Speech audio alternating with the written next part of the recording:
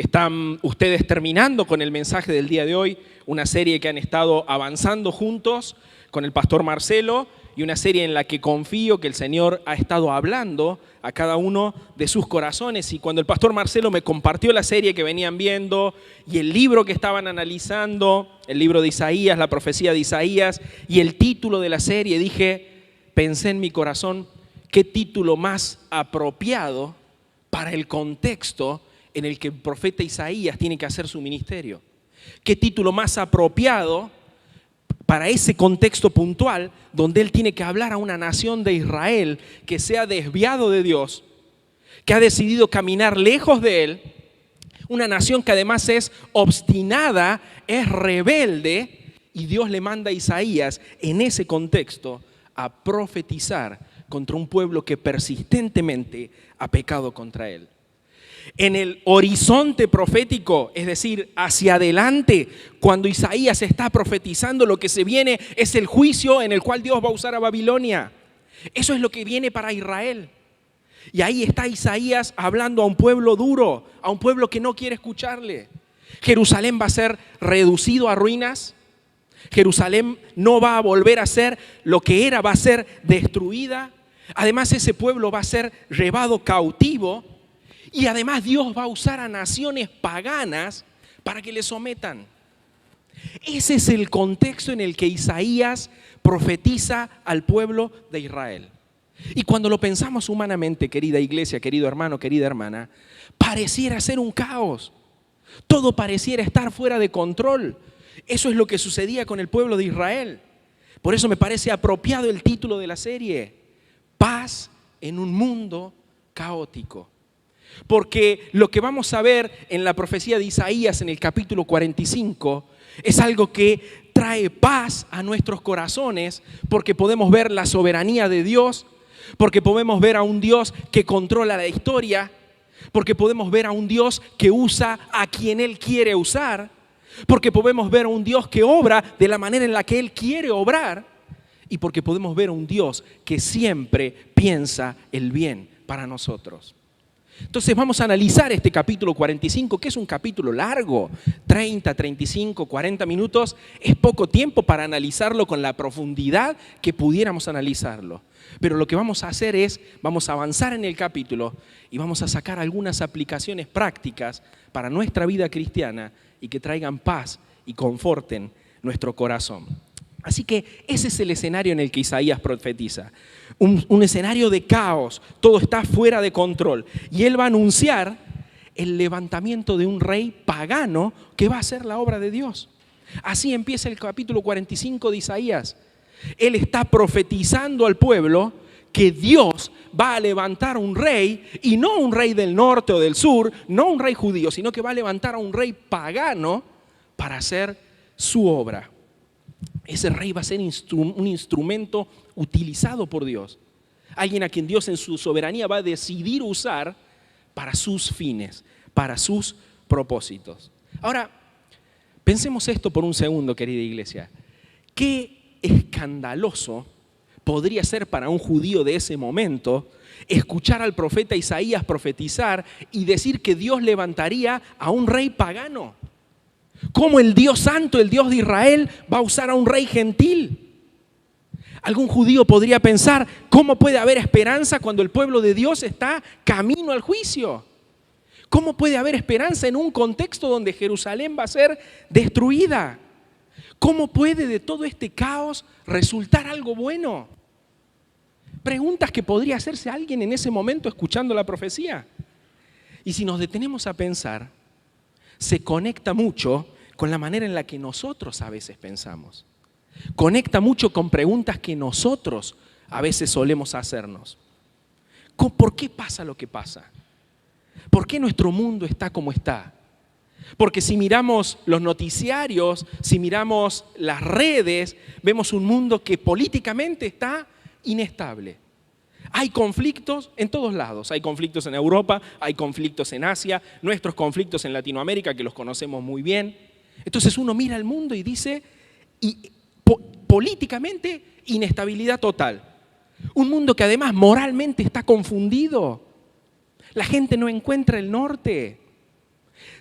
Hagamos un ejercicio, salgamos aquí a la vereda, le decimos nosotros en Argentina, a la acera. Y basta solamente con levantar la mirada, queridos hermanos. El mundo no encuentra rumbo. Un mundo que moralmente está confundido. Un mundo además que emocionalmente está agotado.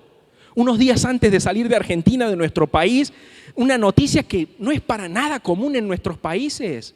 Un adolescente entró a una escuela con un arma y mató a no sé cuántos de sus compañeros. Y después se suicidó él. Una sociedad totalmente agotada en términos emocionales.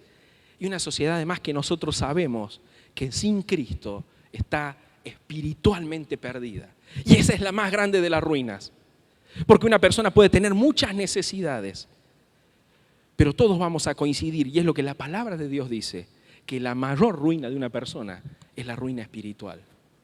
Así que el contexto de un judío en ese momento, con Jerusalén pronta a ser destruida, en ese momento habla Isaías, y el contexto que nosotros vivimos hoy, muchas veces se parecen mucho. Y a veces nos hacemos las mismas preguntas, y a veces en nuestro corazón tenemos los mismos interrogantes. ¿Y dónde está Dios en medio de todo esto? Y a veces pensamos esa pregunta como una pregunta que solo se hacen aquellos que no conocen a Dios. Pero si somos completamente honestos y si somos vulnerables y abiertos, es una pregunta que nosotros muchas veces nos hacemos. ¿Dónde está Dios en medio de esto que me está sucediendo? Y a esa pregunta, ¿dónde está Dios en medio de todo esto?, Isaías capítulo 45, que es donde nos vamos a detener hoy, responde de una manera muy clara. Responde así, querido hermano: Dios está sentado en su trono y por eso podemos tener paz. Dios está sentado en su trono y porque Él sigue sentado en el trono y Él sigue siendo Dios, nosotros podemos tener paz. Hoy quiero invitarles a ver 3 razones por las que podemos tener paz en un mundo caótico. Ese es el título de la serie, ¿real? Paz en un mundo caótico, paz en un mundo en caos. Bueno, Isaías 45, solo ese capítulo, nos habla por lo menos de 3 razones. Y es lo que quiero que veamos juntos. La primera de ellas, querido hermano, ahí está. La diapositiva siguiente, por favor. Podemos tener paz en medio del caos porque Dios sigue gobernando la historia. Miren lo que dice la palabra de Dios, Isaías capítulo 45, versículo 1. Está profetizando el profeta: así dice Jehová a su ungido, a Ciro, al cual yo tomé por su mano derecha para sujetar naciones delante de él y desatar lomos de reyes, para abrir delante de él puertas y puertas que no se cerrarán. Dios está diciendo de Ciro: yo iré delante de ti y enderezaré los lugares torcidos, quebrantaré puertas de bronce y cerrojos de hierro, haré pedazos y te daré los tesoros escondidos y los secretos muy guardados. ¿Para qué? Para que sepas que yo soy Jehová, el Dios de Israel, el que te pongo nombre.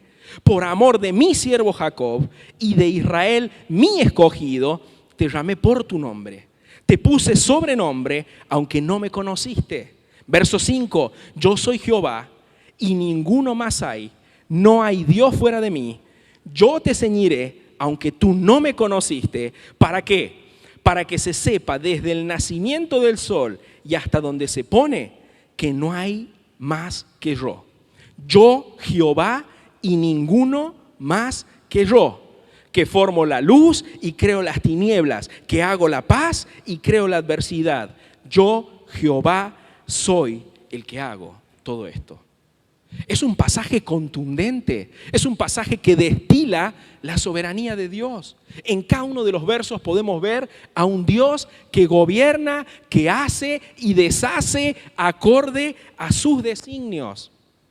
Y hay algo que es interesante pensar, hermanos, cuando uno piensa en el contexto de la profecía. Porque Isaías, cuando profetiza esto al pueblo de Dios, lo hace 200 años antes, o casi 200 años antes, de que esto suceda. Este Ciro, cuando Isaías está hablando de él, todavía no es un rey grande, pero va a llegar a ser un grande. Fue un gran conquistador. Él conquista a los medos, conquista a Babilonia, y por conquistar a Babilonia es donde se encuentra con los judíos. Ahora, cuando Isaías habla de esto, lo está haciendo casi 2 siglos antes. Miren si tenemos un Dios que es soberano, hermanos. Miren si tenemos un Dios que gobierna los asuntos de la historia. El mismo Isaías, unos capítulos antes, lo encontramos en nuestra Biblia, en el verso 25 del capítulo 41, dice del mismo Ciro: del norte levanté uno, y este ha venido, y él vendrá sobre los gobernantes como lodo, como el alfarero pisotea el barro. Isaías está hablando mucho tiempo antes de lo que Dios iba a hacer utilizando a este instrumento que sería Ciro. Un rey pagano, alguien que no formaba parte del pueblo de Dios, pero alguien que serviría a los objetivos de Dios. Y nosotros conocemos la historia, yo no me puedo detener ahí ahora por tiempo, pero cuando vamos al libro de Esdras, ¿cómo empieza el libro de Esdras? Capítulo 1, versículo 1. ¿Qué es lo que dice, queridos hermanos? Que despertó el Señor, Jehová, el espíritu de Ciro. Es decir, lo que Isaías había dicho casi 200 años antes, Esdras lo está relatando como un evento que ha sucedido. Se cumplió la palabra de Dios. Dice Esdras 1, verso 2, podés anotarlo ahí, después leerlo. Despertó Jehová el espíritu de Ciro, rey de Persia, el cual hizo pregonar de palabra y por escrito por todo su reino, diciendo: el Dios de los cielos me ha dado todos los reinos de la tierra y me ha mandado que le edifique una casa en Jerusalén que está en Judá. Es decir, vemos a un rey pagano que en este caso está reconociendo que su poder es delegado, que alguien le ha dado la autoridad que él tiene, y ese alguien es Dios, el Dios de los cielos. Pero además él expresa en ese edicto que escribe que los judíos deben ser ayudados. Es decir, es alguien que va a ayudar directamente al pueblo de Jerusalén, al pueblo de Israel, dejándolo ir a Jerusalén. Pero además dice: todos los que los vean en el camino yendo a Jerusalén deben ayudarlos. Miren si Ciro no fue un instrumento utilizado por Dios. Y aunque no tenemos evidencia de que él haya llegado a ser un verdadero creyente en Dios, es interesante cómo la profecía misma lo identifica. Porque el último versículo del capítulo 44, que es el capítulo anterior al que nosotros estamos estudiando, dice de Ciro, Isaías: Dios, Él es mi pastor y Él cumplirá todo lo que yo quiero. No sé si te habías detenido aquí alguna vez, pero es interesante porque está hablando de un rey gentil. Sin embargo, lo identifica como un pastor que hará todo lo que Dios quiere que haga. El mismo versículo 1 del capítulo 45 lo llama su ungido, que es una expresión que nosotros sabemos que del hebreo también puede traducirse como el Mesías, como el enviado. Así identifica la profecía a Ciro. Este es el único lugar de la Biblia donde se le llama ungido a un gobernante gentil. Escucha bien, querido hermano, es el único lugar en toda la Biblia donde se le llama ungido a un gobernante gentil. Claramente es una anticipación de aquel que vendría como el buen pastor, el cual vino a dar vida por medio de su vida, el Señor Jesucristo, que además nosotros sabemos que fue el Mesías, aquel que fue prometido y que traería la salvación al mundo. Ahora es interesante que aunque la profecía de Isaías presenta a Ciro como alguien a quien Dios escoge para sus propósitos y para una tarea inmensa, lo hace no porque él tuviera algún mérito. Seguramente notaste esto cuando leíamos los versículos recién. Lo levanta y le dice: yo soy el Dios de Israel, el que te pone un nombre. Yo te puse un sobrenombre aunque tú no me conociste. Yo te ceñiré aunque tú no me conociste. Y de aquí se desprende un principio que es clave para nosotros, querida iglesia. Y si hay algo que tenés que llevarte de este primer punto, si hay algo que es importante que retengamos de este primer punto, es esto. Querido hermano, Dios es soberano. Él es soberano sobre todas las cosas. Necesitamos entender, pero también necesitamos creer que Dios puede usar cualquier persona, cualquier cosa o cualquier situación para lograr sus propósitos divinos. Necesitamos creerlo, pero necesitamos entenderlo. A veces nos preguntamos: ¿pero será que Dios puede usar a mi jefe para sus propósitos? A ese tipo que yo lo conozco y que lo he visto hacer muchas cosas que no están bien. Mira, a veces Dios en sus propósitos está usando esa situación, hermano, hermana, para moldear tu corazón, para moldear mi corazón. No te olvides que Él está en el negocio de transformarnos, de cada día hacernos más parecidos a su Hijo Jesucristo. Entonces Él puede usar cualquier persona, cualquier situación, cualquier cosa para sus propósitos divinos. Él usó al faraón, Él usó a Ciro, Él usó a Pilato.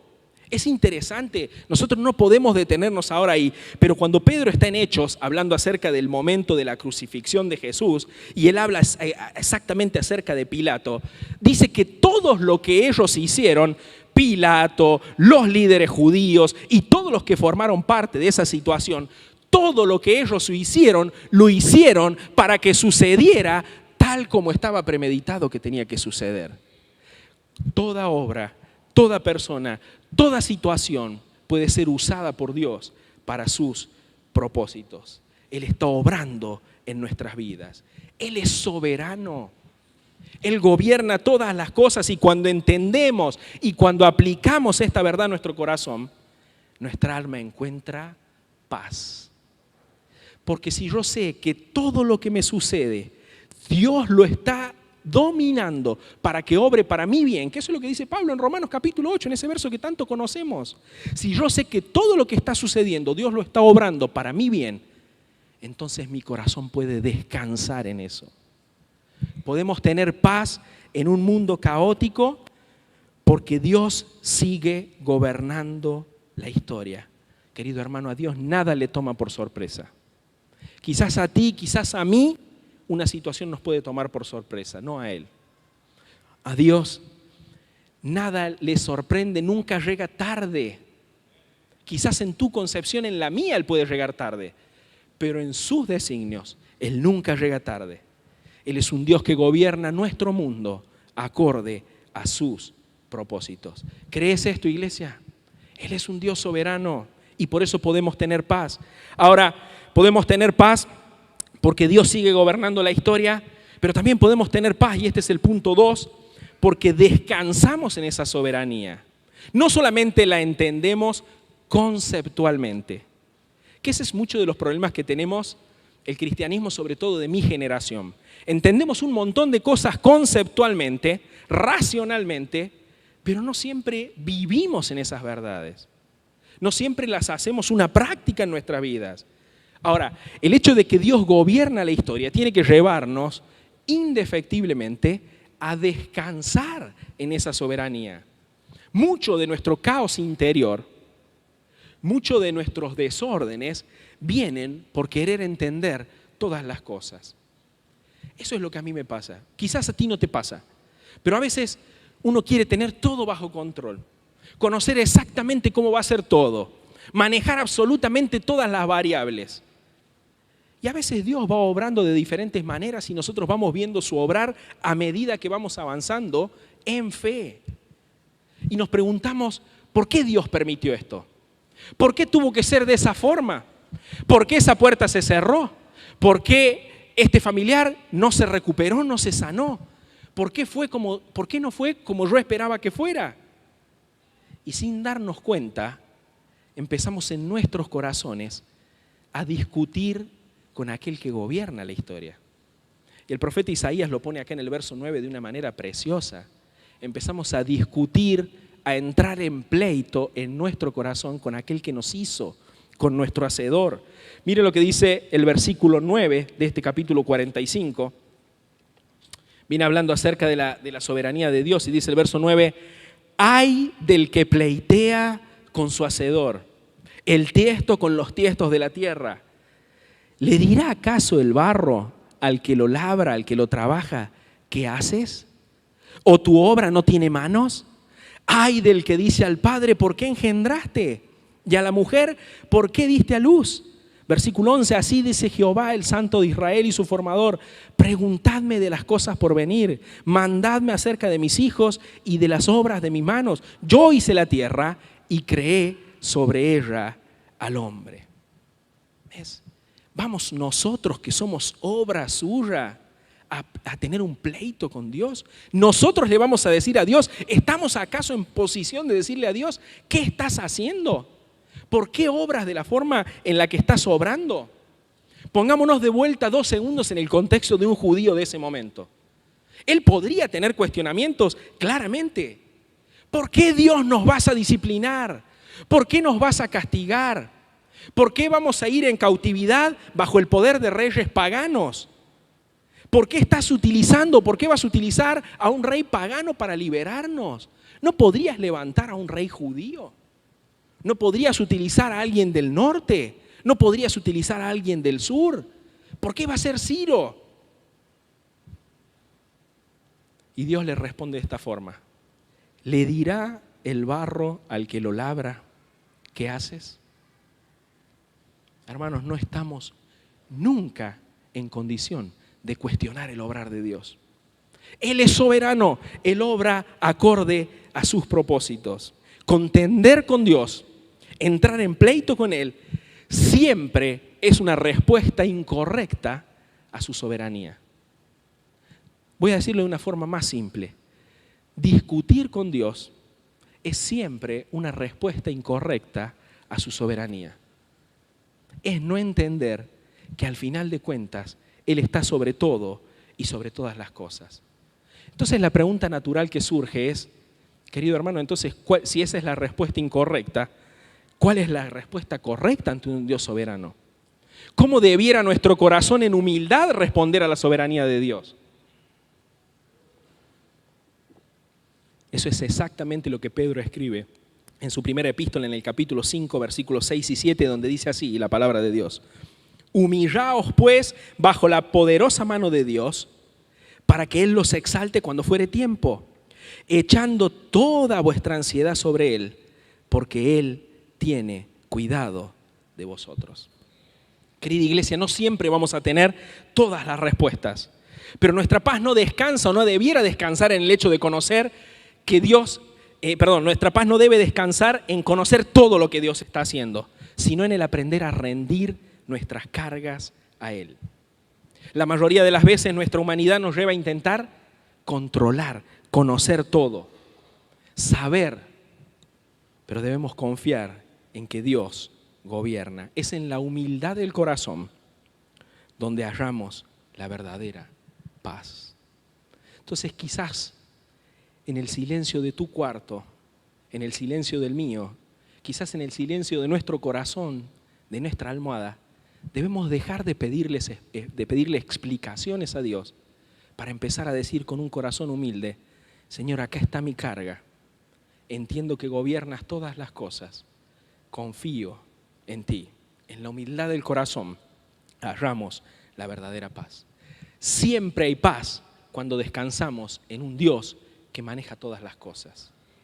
Siempre hay paz cuando descansamos en el hecho de que Él sabe lo que está haciendo. Entonces, tenemos paz porque Dios todavía dirige la historia. Tenemos paz porque descansamos en esa soberanía. Y en último lugar, tenemos paz porque miramos al Salvador. Me encanta lo que dice el versículo 17 y el versículo 22. Les dije, querida iglesia, que por cuestiones de tiempo no nos detenemos en todo el pasaje porque es un pasaje largo. Pero es interesante, cuando uno va al verso 17, dice la palabra de Dios, Israel, y es una declaración contundente, Israel será salvo en Jehová con salvación eterna. No os avergonzaréis ni os afrentaréis por todos los siglos. Y el verso 22, que es un deleite para nosotros como hijos de Dios, dice el verso 22, mirad a mí y sed salvos todos los términos de la tierra, porque yo soy Dios y no hay más. Eso es lo que ha pasado en nosotros, hermano. Un día vimos a la cruz, un día llegamos a Dios rotos como estábamos, llegábamos con una historia que no nos enorgullecía para nada, llegamos con un pasado que quizá no era el mejor de todos, pero vimos la cruz y vimos a Cristo y confiamos en que Él vivió una vida perfecta y que Él murió en la cruz ocupando mi lugar, que Él resucitó y que Él hoy vive y está a la diestra del Padre, y porque le miramos a Él, hoy somos salvos. Y se cumple la profecía del verso 22. Mirad a mí todos los términos de la tierra y sed salvos. Isaías está hablando de ti, hermano, está hablando de mí. Nosotros miramos a Cristo y hemos sido salvos. Me encanta que el pasaje, el capítulo termina con una exposición preciosa del plan redentor de Dios. El plan de Dios a lo largo de la historia humana. Un plan que incluye a judíos, pero un plan que te incluye a vos, que me incluye a mí, que incluye a los gentiles también. La salvación es para todas las naciones. Eso es lo que Isaías está diciendo aquí. Va a llegar un día donde Dios va a obrar y la salvación va a ser por fe para todo aquel que vea la cruz de Cristo. La salvación llegará a todo lugar. Jesús, el Mesías prometido, cumplió su obra, proveyendo salvación para el judío, para el griego, como dice Pablo, y para todo aquel que cree en la obra redentora de la cruz. Me encanta cómo Pablo lo retrata en el verso 16 de Romanos capítulo 1. ¿Qué dice Pablo? Porque no me avergüenzo del Evangelio. ¿Por qué no me avergüenzo del Evangelio? Porque es poder de Dios, no es un invento mío. ¿Poder de Dios para qué? Para salvación. ¿Para salvación para quién? Para todo aquel que cree. Dios dice por medio de Isaías, mirad a mí todos los términos de la tierra y sed salvos.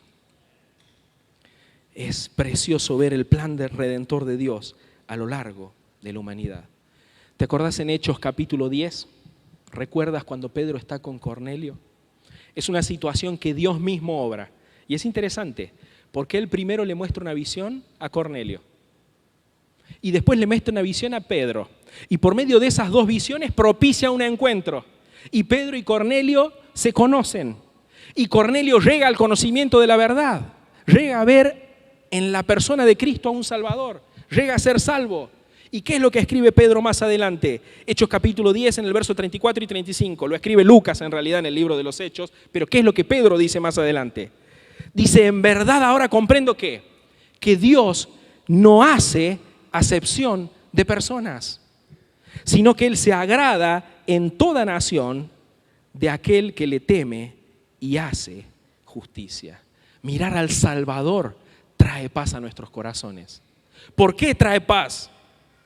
Porque cuando miramos la cruz, entendemos que nuestra vida no está flotando aleatoriamente.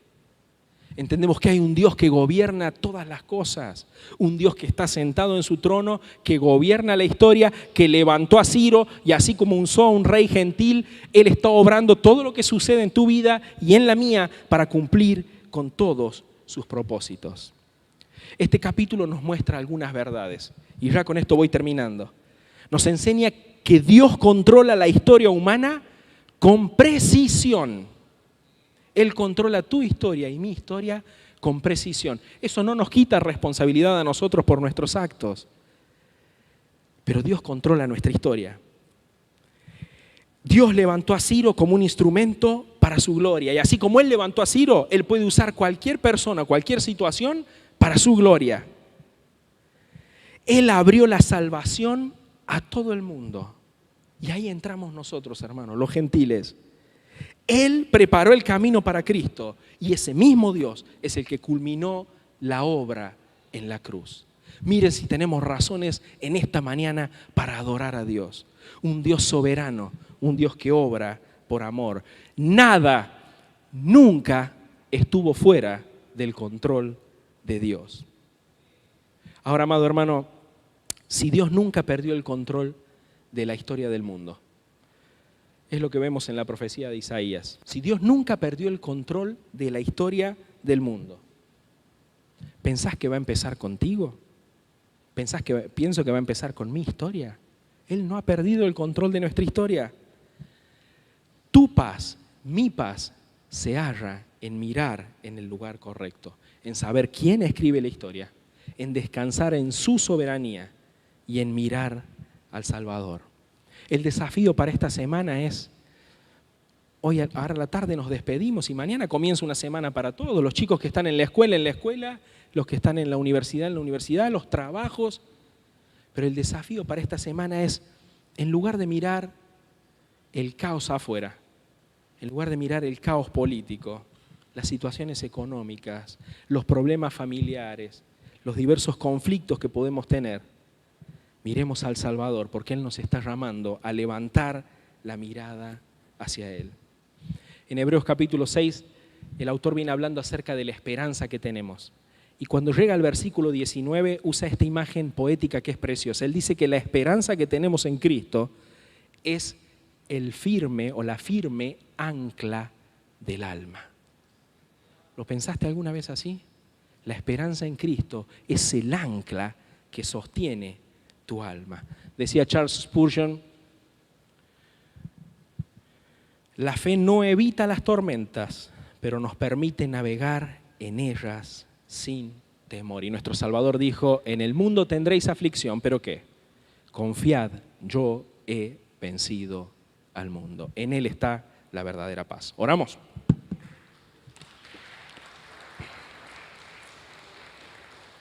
Padre amado, gracias te damos, Señor, por este tiempo con tu palabra. Gracias, Señor, porque podemos mirarla, analizarla, estudiarla y podemos aplicarla a nuestro corazón, Señor. Que nos vayamos en esta tarde con paz, confiando, sabiendo que tú eres un Dios que sigue escribiendo la historia, que eres soberano y que podemos descansar en eso y que siempre estamos en tus manos porque hemos sido salvos. Te amamos, oramos en el nombre de Cristo Jesús. Amén.